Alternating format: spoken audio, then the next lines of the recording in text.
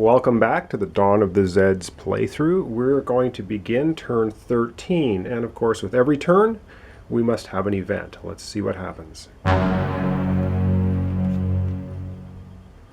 And we have the Forest Night Assault. Oh, another great looking crew of Zeds. And I have to make one correction from the last turn. On the civilian movements, the last card is the same as this one. It had the RRR of 2. And I mistakenly moved each civilian 2 spaces, which in fact it means 2 civilians get to move 1 space. So these civilians didn't get to the town center. I moved them back. And also I moved the infection level down 1 because they didn't get to the town center last turn, and these civilians only moved 1 space away and not 2. So that's all corrected now. So now we can begin this card. And again, we have the RRR of 2. So no raiders yet.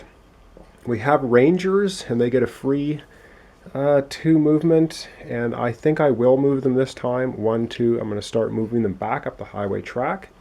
And now we have refugees, a movement of 2, which means 2 refugees can move 1. So these ones are now going to make it to the town center, and I'm going to place them into the refugee camp, which is over here. They're in the refugee camp, and the infection level does rise 1 now because some infected individuals get into the town center.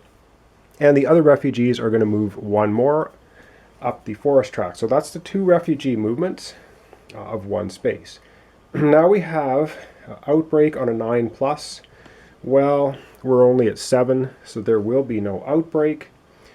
And now we are on to consume supplies on a 3+, and we in fact have 1, 2, 3. We have 3 full-strength civilian units, so we will lose a supply, so 14 down to 13. And now for the fun part of the card, which of course is the Zeds movement, and there's a special text with the Zeds movement as well, and it's going to be in the forest track. So it says, in the forest space this turn, a Zed's hand-to-hand combat attacks raise the infection level by 2 instead of 1, and there are no combat terrain shifts for friendly defending units. That does not bode well for our well-armed civilians here.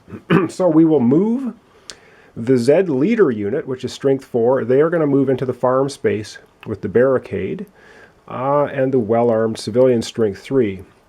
So they are actually greater than, and unfortunately, because it's a night assault, our barricade does us no good. So we're not going to get the 2 shift down for that one. So the Zed leader shifts them 1 up on the table, and well-armed civilians shifts them 1 down. So in effect, they cancel each other out. So we're just going to go for a straight greater than roll here. Again, like I said, our barricades do nothing. So let's hope for a good roll. And that's not a good roll. I think we're in trouble. So that's a 9. If we look at a greater than table on a 9, it means the attacking Zed units are going to take 1 casualty, and our civilian units are going to take 3 hits and have to retreat. Wow, painful.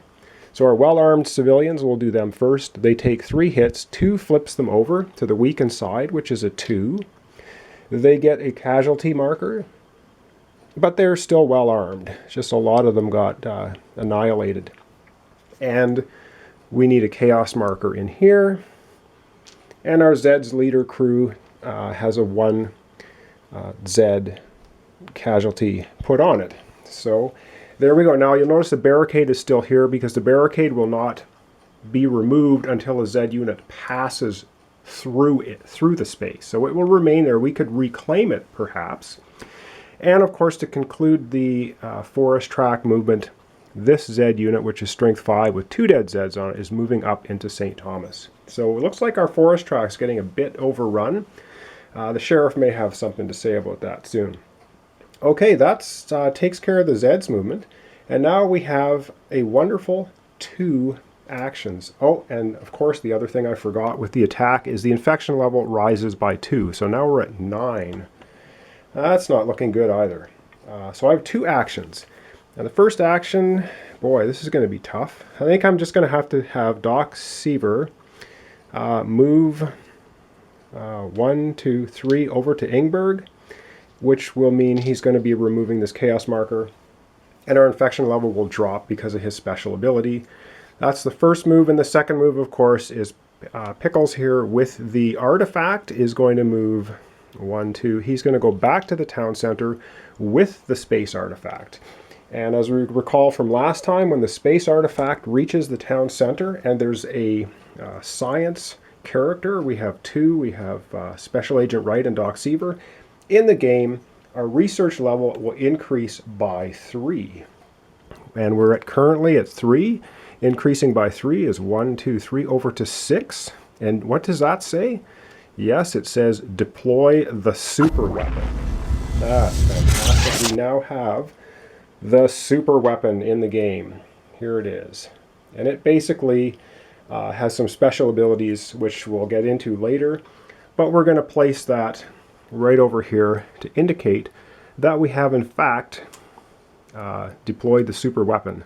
So we've been hard at work trying to research better weapons to fight off the Zed incursion.